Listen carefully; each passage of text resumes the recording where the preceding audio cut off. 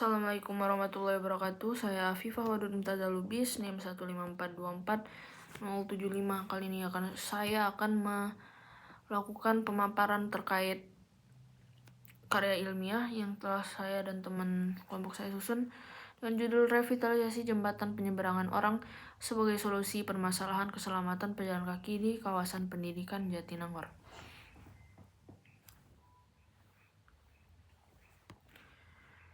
Nah, dengan mata kuliah saya, TTKI, dengan dosen pengampunya Ibu Puspita Nuari M.Hum, saya dari Prodi Perencanaan Wilayah Kota Kampus Cirebon. Nah, saya akan memaparkan sedikit terkait outline. Di pendahuluan, di bab 1 ada latar belakang, rumusan masalah, tujuan penelitian, ruang lingkup, metode penelitian, lalu tinjauan pustakanya. Kami meninjau terkait landasan teori fasilitas umum, konsep revitalisasi, fungsi JPO, prinsip desain inklusif, regulasi standar dan teknis yang relevan, studi presiden JPO, dan bab 3 kami melakukan analisis terhadap masalah, kebutuhan pengguna, SWOT, dan solusi perancangan produknya yang akan kami paparkan. Lalu yang keempat, kami terdapat di bagian penutupnya ada kesimpulan dan saran yang tentunya akan berguna bagi produk. Nah, di bagian pendahuluan kami akan masuk ke latar belakang. Nah, latar belakang dari penrevitalisasian JPO atau pembangunan ulang atau memperbaiki revitalisasi itu untuk mendukung aktivitas sosial, ekonomi, pendidikan, dan mobilisasi masyarakat sekitar sehari-hari, karena fasilitas publik itu berperan sangat penting untuk menghubungkan kebutuhan dasar manusia dan mengembangkan kualitas hidup manusianya di kawasan tersebut.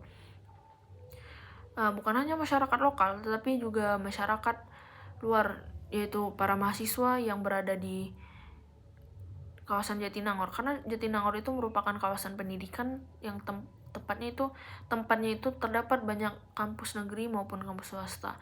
Nah, para mahasiswa itu tidak semuanya memiliki kendaraan pribadi, jadi mengharuskan mereka itu berjalan kaki dan menyeberang jalan tentunya. Nah, penyeberangan jalan itu terkadang menjadi sangat sulit karena kepadatan kendaraan. Nah, maka dari itu JPO merupakan salah satu solusi yang tepat bagi penyeberangan para pejalan kaki itu. Nah, kita masuk ke dalam rumusan masalah. Permasalahan yang terjadi di kawasan tersebut merupakan hal yang dapat diidentifikasi, yakni bagaimana sih pengaruh keterbatasan fasilitas publik maupun fasilitas penyeberangan jalan terhadap keselamatan pejalan kaki, dan bagaimana sih kebutuhan akan fasilitas penyeberangan vertikal maupun underpass atau di bawah tanah, pokoknya vertikal, terhadap peningkatan keselamatan pejalan kaki. Nah, dari rumusan masalah kita mendapatkan tujuan penelitian kita, yaitu untuk menganalisis pengaruh keterbatasan fasilitas penyeberangan jalan terhadap tingkat keselamatan pejalan kaki, lalu mengidentifikasi kebutuhan dan kelayakan pengadaan fasilitas penyeberangan atau JPO maupun underpass yang vertikal, lalu membandingkan dua alternatif antara underpass atau JPO yang mana yang lebih baik, mulai dari aspek biaya, keamanan, dan kenyamanan, dan sustainability-nya juga. Nah, selanjutnya lingkup kajian kami ini terbatas kepada lingkup yang sesuai dengan perencanaan wilayah kota, yaitu konseptualnya itu hanya terdapat konseptual Kajian ini terbatas pada aspek perencanaan dan tidak akan membahas detail teknis, konstruksi, ataupun perhitungan biaya ataupun RAB. Nah, di metodologi penelitian, di metodenya kami tentunya melakukan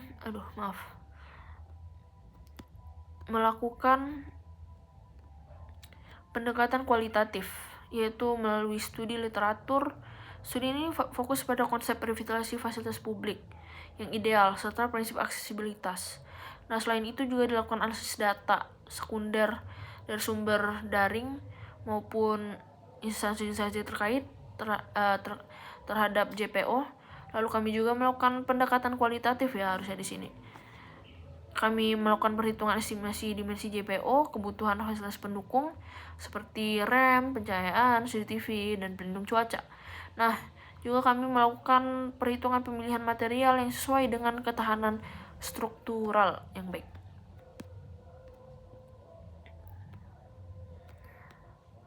Nah, terkait data, pengambilan data, pemilihan data, sumber data yang kami lakukan dipilih berdasarkan relevansi dan kesesuaian berdasarkan regulasi yang telah ditentukan. Makanya kami memilah data sesuai dengan peraturan perundang-undangan dan peraturan pemerintah yang dapat dilihat di layar. Baik, nah maka dari itu kami mendapatkan manfaat penelitian ini nantinya dapat diharapkan memberikan manfaat ganda secara teoritis maupun secara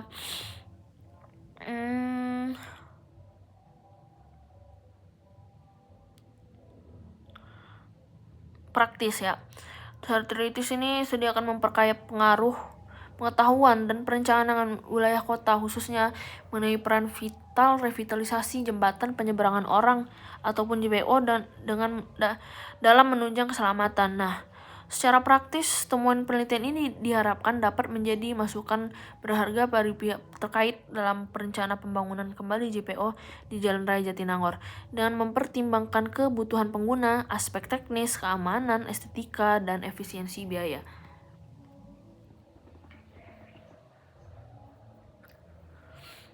Nah, baik, selanjutnya di sistematika penulisan ini sama saja dengan outline yang telah saya jelaskan di awal, bisa dibaca juga. Lalu kita masuk ke dalam tinjauan pustaka terkait landasan-landasan teori yang kami gunakan dalam penelitian. Nah, saya akan menjelaskan terkait fasilitas umum. Fasilitas umum itu apa sih? Fasilitas umum itu adalah sarana dan prasarana yang disediakan oleh pemerintah dan swasta maupun pihak terkait lainnya untuk memenuhi kebutuhan dasar masyarakat.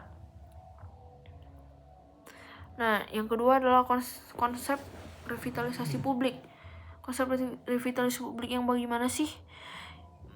Konsep revitalisasi publik itu merupakan proses memperbaiki, memperbarui fasilitas umum yang telah ada ataupun yang pernah ada menjadi lebih relevan dengan kondisi sekarang dan bagi para penggunanya, kira-kira seperti itu. Nah, karena penelitian kami ini merupakan JPO, pembangunan revitalisasi JPO, fungsi JPO itu apa sih? JPO itu sebagai alat penyeberangan orang, merupakan fasilitas infrastruktur yang dirancang untuk memberikan keamanan, kenyamanan bagi pejalan kaki yang ingin menyeberang tentunya. Lalu kita akan menjelaskan terkait prinsip desain inklusif. Desain inklusif itu apa sih? Desain inklusif adalah pendekatan perencanaan yang bertujuan untuk menciptakan produk, layanan, lingkungan yang dapat diakses oleh semua kalangan, termasuk para teman-teman disabilitas yang dapat menggunakan fasilitas tersebut tanpa rasa didiskriminasi, kira-kira seperti itu.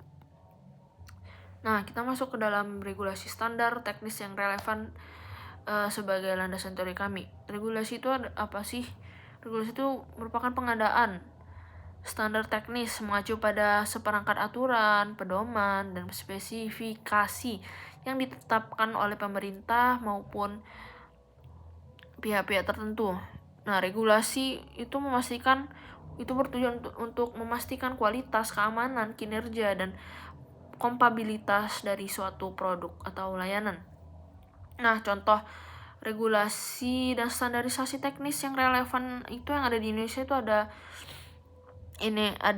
SNI, dan nasional itu ada SI, maupun yang di lokal juga ada UUD dan Permen atau peraturan daerah bagi suatu kawasan. Nah, ini merupakan sebelumnya juga presenden. Kalau presenden itu apa sih? Presenden itu merupakan suatu studi ya, terkait proyek-proyek yang serupa yang telah diterapkan yang menjadi acuan dan referensi yang baik untuk suatu produk. Nah, presenden yang kami gunakan untuk JPO Jatinangor kami itu presidennya adalah yang pertama JPO Futuristik di Gelora Bung Karno, Jakarta. Lalu JPO Queen Street di Toronto, Kanada. Nah, kita masuk ke dalam analisis. Yang pertama kami melakukan analisis permasalahan ya. Kami mendapatkan permasalahan di Jalan Raya Jatinangor itu, JPO Jatinangor yang lama, itu kondisi fisik JPO itu tidak memadai. Terdapat kerusakan material dan kurangnya pemanfaatan.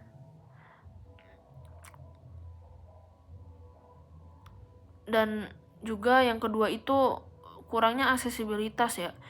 Karena JPO yang lama itu tidak inklusif, tidak ramah bagi para disabilitas karena tidak terdapat seperti fitur-fitur guiding block ataupun yang dapat membantu mereka.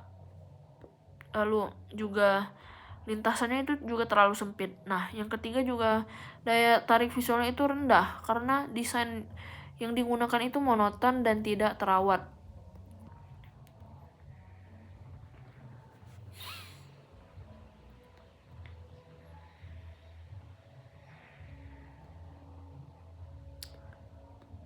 Analisis.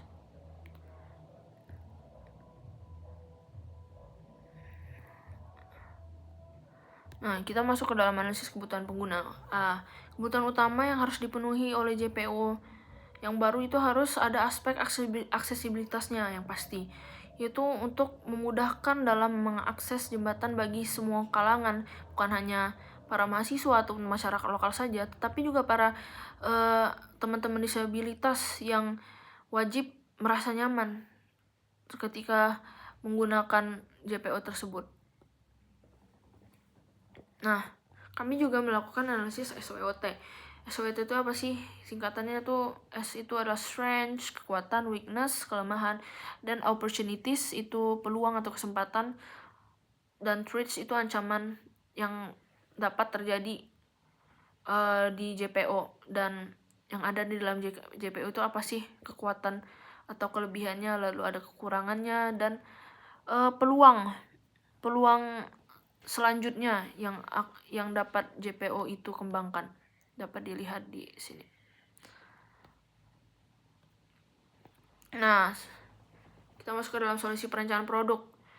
Nah, kalau dari desain sendiri, desain spesifik akan maksudnya lokasi pembangunan JPO akan ditetapkan di Jalan Raya Cirebon, Bandung, terdapat di depan kampus Jalan IPDN Jatinangor.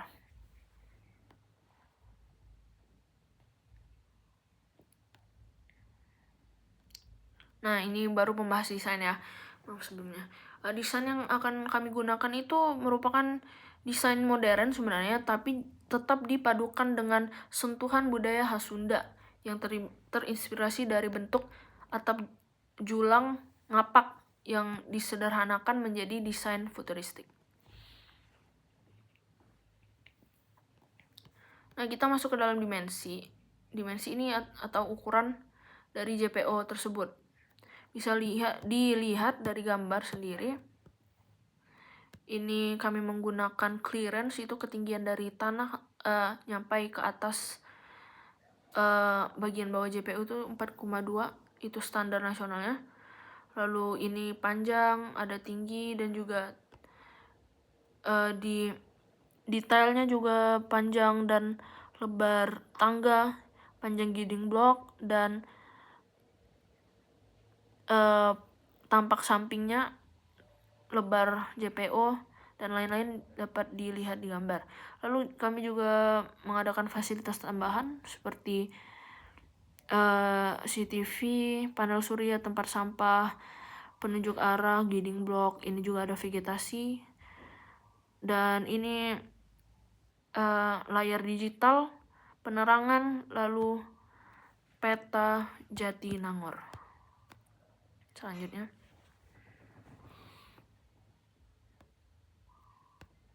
Ini adalah tampak depan dari desain JPO kami dan tampak belakangnya.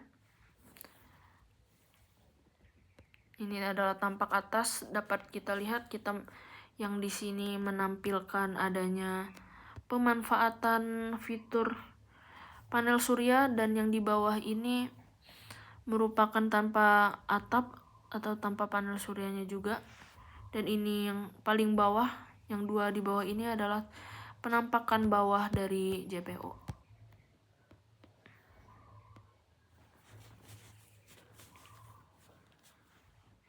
Lanjut. Nah, ini merupakan tampak samping dan tampak dalam dari desain JPO kami. Dapat dilihat dari layar. Nah, di sini kami juga memaparkan tampak diagonal bagaimana terlihatnya JPO-nya dan isometrik. Baik. Nah, kita sudah sampai ke penutup ya. Jadi, jika berdasarkan kesimpulan kami, permasalahan yang ditemukan di Jatinangor itu permasalahan serius ditemukan di Jatinangor sebagai pusat pendidikan dengan mobilisasi yang tinggi. Adalah kurangnya fasilitas penyeberangan ataupun fasilitas publik ya di jalan yang layak bagi pejalan kaki. Ini menyebabkan tingginya risiko kecelakaan bagi siapapun, masyarakat lokal maupun mahasiswa. Nah, ketidaknyamanan ini dan ketidakteraturan lalu lintas itu dapat diatasi dengan pembangunan JPO salah satunya, yaitu untuk memudahkan para pejalan kaki, yaitu kami dapat dilakukan pembangunan jembatan penyeberangan orang, Akad Walk. Proyek kami adalah Akad Walk di Jatinangor. Lalu kami juga merekomendasikan ya untuk pelibatan pemangku kepentingan penting seperti pemerintah daerah, institusi pendidikan di kawasan tersebut, dan masyarakat lokal sejak awal untuk memastikan desain JPO itu sesuai dengan kebutuhan mereka. Nah, yang kedua itu sosialisasi dan edukasi yang dilakukan kepada masyarakat agar JPO itu tetap berkelanjutan dan tidak mudah rusak juga ya. Lalu yang ketiga adalah desain adaptif dan berkelanjutan. Desain JPO harus terus dikembangkan dan menggunakan prinsip yang adaptif sesuai dengan kondisi yang ada. Lalu kami menyarankan untuk pemeliharaan itu terencana dan selalu dievaluasi rutin. Dan yang terakhir, kami menyarankan untuk JPO di Jatinangor itu dapat digunakan sebagai replikasi untuk JPO lainnya. Karena Akad Walk sendiri itu terbukti efektif. Jika nantinya itu akan terbukti efektif untuk mengurangi masalah dan meminimalisir kecelakaan di Jatinangor.